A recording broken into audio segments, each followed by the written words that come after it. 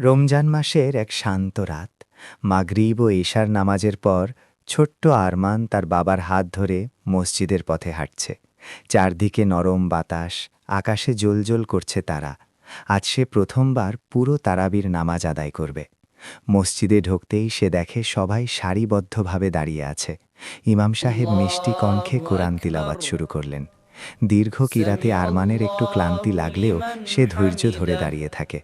মাঝে মাঝে সে বাবার দিকে তাকায়। বাবা মুচকি হেসে সাহস দেন।